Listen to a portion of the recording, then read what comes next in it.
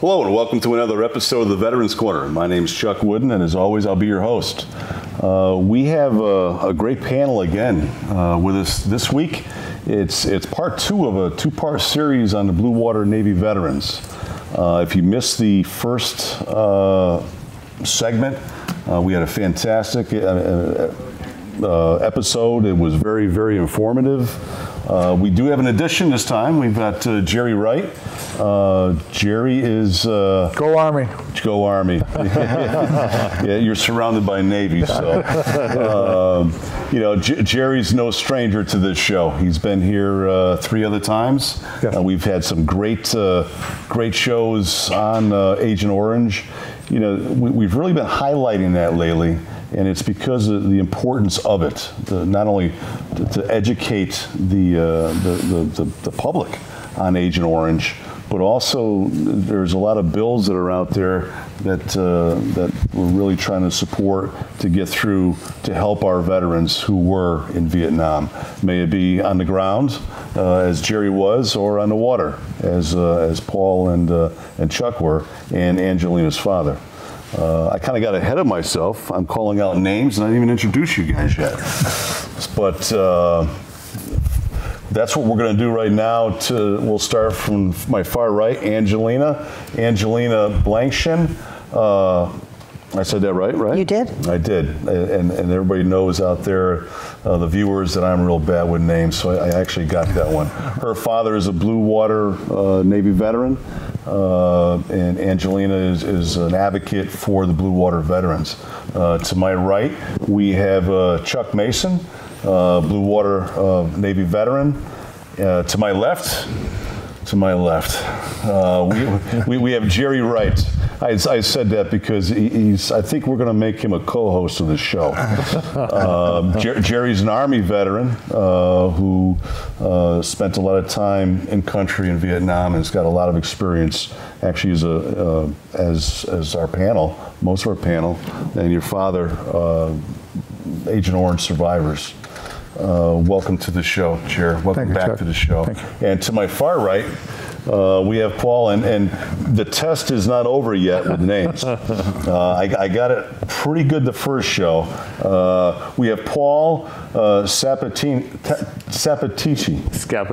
Well, you fumbled it this time. There we go. The first one I was a little bit closer. Right. But Paul, welcome back to the show. Welcome back to everyone.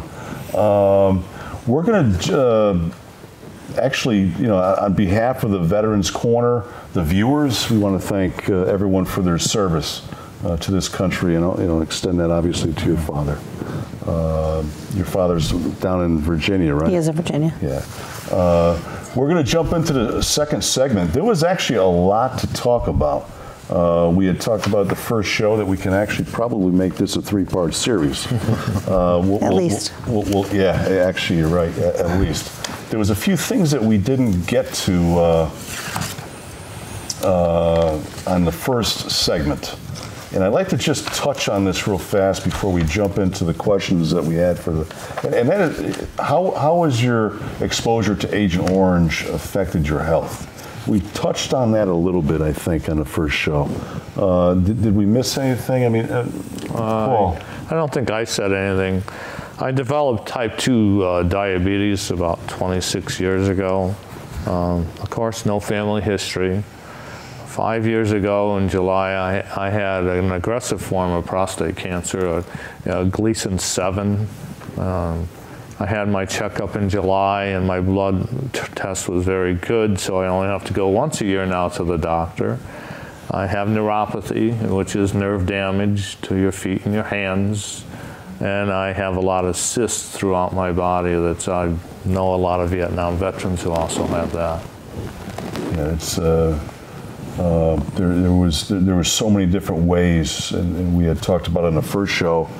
That you think Agent Orange, you think of the troops. Those were on land, like you were, Jerry.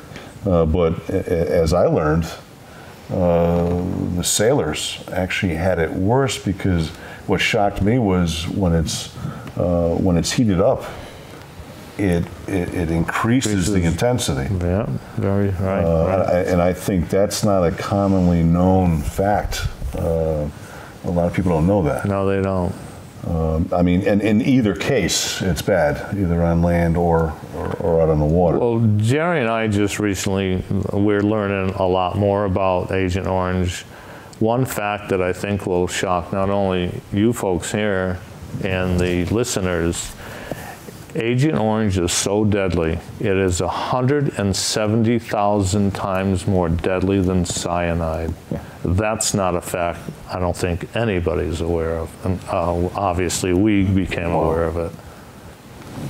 Yeah, that's... Well, Agent Orange is a part of it. There's pink, white, green, purple, blue. Yeah. And when they mixed those together, they were 300 times stronger than normal. And then they'd mix it with diesel fuel, squirt it out of a C-123 to kill the food supply and the grass and the canopy, and that causes cancer right there. Yeah, that was something that we learned in the past shows with you, Jer, was everybody thinks of just Agent Orange. I mean, there was many other parts to I mean, different colors. One thing that I want to ask, why would they change the color? I know red was one of the colors that was sprayed, or well, it changed the mix. Okay. Whatever the mix was, because not only Monsanto made, but also Dow Chemical and Uniroyal, which is made right here in Connecticut. Okay, so when they would mix it, they would mix 8 drops to a 55-gallon drum, 350 pounds to 10 million gallons. Now, if 8 drops of that into 55 gallons of water, wow, that's got to be very toxic stuff. And according to the Marinetta Times in 1982, that a pinch of that dioxin dropped into the water supply of that town would kill everybody overnight. And 3 ounces dropped in the water supply of New York City would kill everybody overnight. That's amazing. That's a powerful stuff. And it doesn't go away. So I had a fellow ask me that a few weeks ago. He said, well, when you were spraying around the compound of your camp and you saw the monkeys dying, the snakes were dying, the rats were dying, they were all dying out there, did you think that maybe there was something wrong? And I got thinking about that, and I said, well, I was 21 years old, and it was a godsend that we got rid of the grass, because now we could see the enemy. Right. And they would go back 150, 200 meters, and everything would die, and now we could see, and then we put up concertina wire, we felt safer with that. So. Now, you guys sprayed every couple of weeks or so around your compound, didn't you? We would spray, and then everything would die within a couple of days. We'd go into bulldozers. I was with the 19th Combat Engineers, so we'd go with D7s, and of course everything was brittle. It was dead. And of course all that dust is coming back up, and you're breathing it. Right. We had open cab machines, no hats, no shirts. I've got pictures of the spray truck, no hats, no shirt, no gloves, spraying this off the back of the truck, squirting 50 meters out. We didn't know what it was. Right. We weren't told it was Agent Orange, or wasn't told it was dioxin. We weren't told that it wouldn't harm us until 8 years after I separated from the service. Right. So, I mean, we're all finding out the hard way. As young soldiers or sailors in the military, we were doing our jobs. We were told to do things that, without question. We were not allowed to question things. Yep. Just do it. And you did it. And unfortunately now we are all suffering. Paying the price for it. well, it's not only that, it also affects your PTSDs. Yes. Okay? And I have to be very careful because I live Vietnam every day. I'm an advocate for the Agent Orange. I work at 40, 50 hours a week and have done since last February. And thank you. And you're welcome. So yes, I have talked to people that handle the suicide rate, which is 22 a day of the military. And so we have to be very careful because it does not only bring the good things back, but the bad memories as well. Yes, yes. That's true. But I want to bring up something else. I want to throw Chuck a curve here. Uh-oh, curveball. Go ahead. There were 10,000 nurses that served in Vietnam. Yes. Yes, there was. Okay. I haven't heard from any of the nurses yet, and I would love to hear stories from some of the nurses. I would love to hear from some of the USO girls and guys that served over there that were on ships. They were on the ground. So there's more than 2.2 million of us veterans that served there. There was a lot of civilians. Exactly. That served there as well. And are they stepping up? And you had said something earlier, Chuck, that, well, maybe, and I was probably as guilty as anybody, was when I was ill with it in 69, 70, 71, I just went to my doctor. I didn't know anything about Agent Orange until 1978. Right. And I took my Agent Orange exam in 1980, and I was denied. But I heard something today because I've hired a dermatologist. I went to him today. Good for you. And they took some lesions off. They said were precancerous. And there's something new coming about the rashes. There's something new came out in the last couple of days, and she's going to research and give it and let me know. Because I was told that when I went to the VA and I said, look, I've got this skin rash, I'm bleeding under my arms, my legs, my groin, my back. Is it Agent Orange related? We're not allowed to talk about it. Yeah, they don't want to talk about it. Don't want to talk about it. That's what they'll say. And They'll tell you they're not allowed to talk about it. Right. But they treat you for it, but you can't get a disability for it. Correct. And that was from the VA. Yep. It's a tough hill to climb. You know, for those that haven't seen the three segments that we did with Jerry, one of them was on his journey across the country. 32 states, I believe it was. 32 states, 10,357 miles. Yep. Bringing awareness throughout the country to the veterans and the public on Agent Orange. And, you know, the question that you had asked, if there's any nurses out there, if you're on Facebook, you can reach Jerry at Sprayed and Betrayed. Sprayed and Betrayed AO. Yep. Yep. All my information's there. Call me, text me. Yep. Yeah, I think we left that segment out. You know, there's a lot of women who served in Vietnam. And, you know, I'm sure they're out there affected, and maybe they're just thinking it's a life, you know, a life event for them when they got sick. Well, there's 8 of them on the wall. Yes. Out of the 58,279. Yes. 8 of them are women that are on the wall. So it's. But like us, they might think it's a life thing, and they don't realize that maybe they have AO. You know, they served in that theater. They didn't know, you know, they got cancer or whatever. They just figured it was something else, and it wasn't AO related. Like myself, when I first came down with it, I had no clue. Nope. None. And I wondered, wow, how did that happen? You know, and then you start wondering how things happen in your life. How did it, you know, how did I contract it? And well, I have a stomach heart disease. I'm a runner. Right. Okay. I don't drink. I don't smoke. I take very good care of myself, or try to. Okay. And the VA told me I have a stomach heart disease and it's Agent Orange related. I have neuropathy so bad in my feet.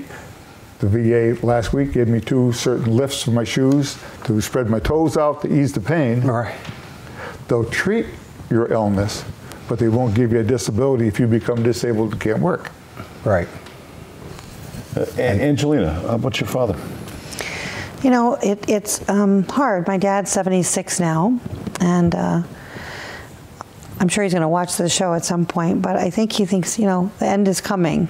So, you know, I want to push for him to be able to get disability rating, because that's what this is really all about. He never really used the VA healthcare center system. I think for me, I just want them to recognize that where my dad is now, that this is a result of him being exposed to Agent Orange. So I'm fighting partially for my dad, but I'm fighting for those of you. Thank you. I took a trip with my dad in a wheelchair in August. I had him front and center at this Senate hearing, August 1st. You know, there was a time where these issues, you told the VA about them and they helped you through them. But in 2002, something changed. And after that, it's like they're just ignoring them and they're dismissing them. I can tell you what changed is that the people that are running the VA aren't 70 years old. So they didn't live through the Vietnam War, okay? They're a lot younger. And there's other things that are more precedent than this. Mm-hmm. And I've heard, you know, recently that this one bill that's there that really, you know, had a lot of support, you know, the cost to take care of the veterans, the Vietnam veterans. And I can't help but feel that I think someone out there thinks it's a lot cheaper to pay for funerals than it is to take care of our... Well, we do have, Vietnam veterans do say, deny until we die. Yeah. And to me, that's a crime. Yeah. From our own government. Like, you know, we all served, we did as we were told, we raised our hands at young ages, and, you know, I joined the Navy, my student deferment was up, and my dad was Navy World War II, and I wanted to follow the tradition. And when I tell people that I wanted to go in the Navy to go to Vietnam, they go, what? I go, yes. I wanted to go and serve in Vietnam. I was almost 19 years old. That's where I wanted to be. Just, I guess, just very proud of my country. I mean, I still am, despite the fight we have, Jerry and Chuck and you for your dad. And my dad's Native American. You know, he wanted a better life for himself and the family that he'd hoped to have. And my dad is actually, I believe, worse off now with his health and where he lives. And, you know, he really should be in an assisted living facility than when he started. You know, he thought he would join the service and things would be much better for him later on in life, and they aren't. My dad can't really hold a conversation for too long without drooling. You know, you see my dad on the street. Of course, he's in Virginia, and I go to see him as often as I can now, every couple of months. But you'd think when you see him, and it's really taken away his dignity, his quality of life. But when you see him, he looks like a drunk. He doesn't have anything to drink. It's just what it's done to him, you know? Well, you know, up till 2016, and we said this before, Chuck, there's 300,000 Vietnam veterans have died from Agent Orange diseases, and that's right from the VA. And they haven't added it up since then. So I don't know, I'm sure there's going to be a lot more. And there's 850,000 of us left. And we're dying at the rate of 390 a day. Well, add that up. I'm 70 years old. If I make it to 80 years old, it's going to be a heck of a party over in Andover, I'll tell you that.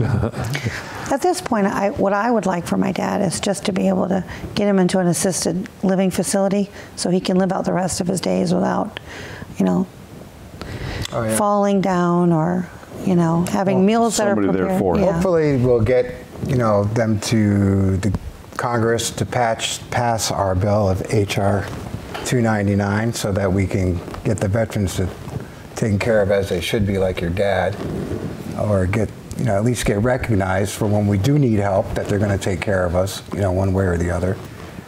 Well, if you look at the diseases we have, they say 14, some say 15, and 3 of them have end dates of 1 year with a 10% disability.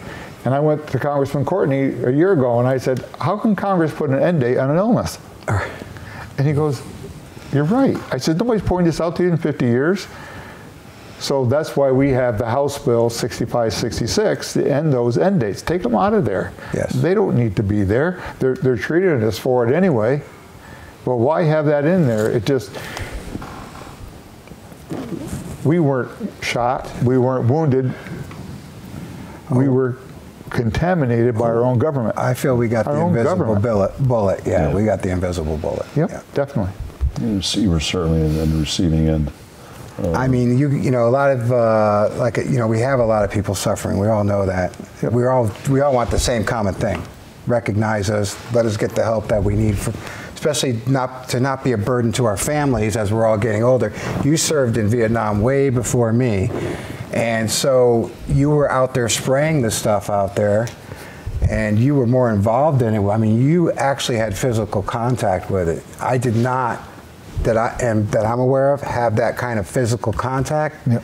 But yet, I have the one disease that they link directly to Agent Orange. And if you look at the Blue Water Sailor Act, it'll say, unless you have non-Hodgkin's lymphoma.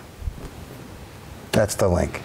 So why all these years later, I'm out to sea, I'm off the coast of Vietnam doing my thing, and you're on the land, and I get severely sick from it, you know, and the guys around me aren't getting sick. Why?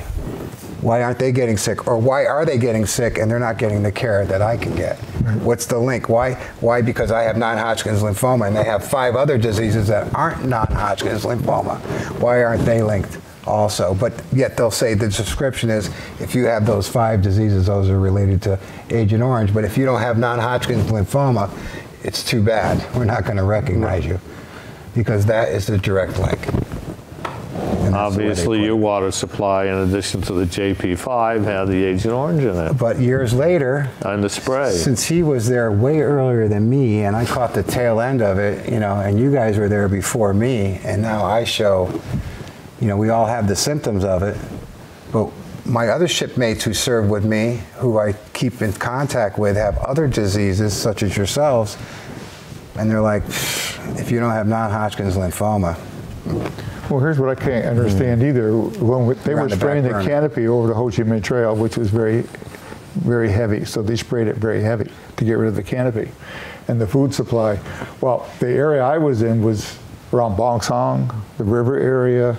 Ban Matui was heavily sprayed, and that water ended up in the rivers. I got pictures of me standing in the river, filling up a 5,000-gallon tanker on our tractor trailer, take it back to our camp, dump it in the Lister bags so we could stand there and take a shower, drink the water, make our coffee out of it, out of the river. So you just sprayed all this stuff, and now you're taking water from the river in a tanker to bring back to camp so everybody can shower and eat with. Right. Well, that's the same thing as on a ship. No different. No different. You And know? over time, you were there many years after Jerry Many was. years after. Yeah. That stuff doesn't go away, as I'm learning, you know, from you guys.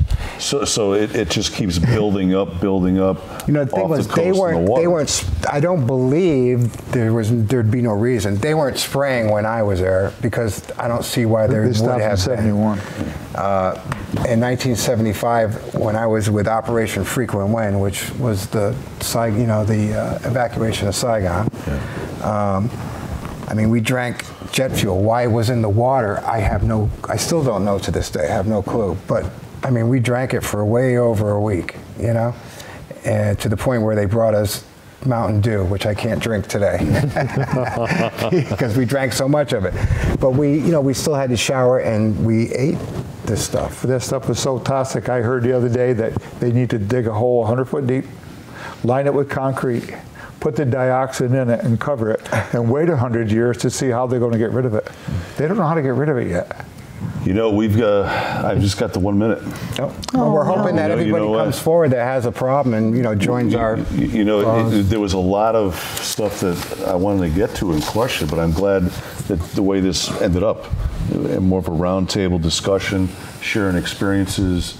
We said it. We could probably have a third show. If you guys want to do that, we can do that down the road. Oh, definitely. Sure, absolutely. And we didn't even get to the HR bills and all that. So I'd love to have you guys back, maybe toward the end of the fall or. Well, I'm going to be at a hearing on December 7th in D.C. Part of this Let's HR. do it after that. That way you can give us feedback of how that went. Unless, of course, it passes before then. Yeah. That would be our hope. Okay. That is our hope. We definitely have to wrap up. It was great having you back, Paul, Jerry, Chuck, Angelina. Thank you. Thank you very much. Now, see with the new set. Thank you if for I'm in having If us. I'm in the middle, I can shake everybody's hand. I hope you do like the new set. This is the new set of the Veterans Corner. We're going to put a new thing up front. So with that being said, I'm getting a "we gotta go" in my ear. So that's about all the time we have. Thanks again to all of you for being here. Thanks to the viewers for joining us. My name's Chuck Wooden. See you next time on A Veterans Corner. Good night.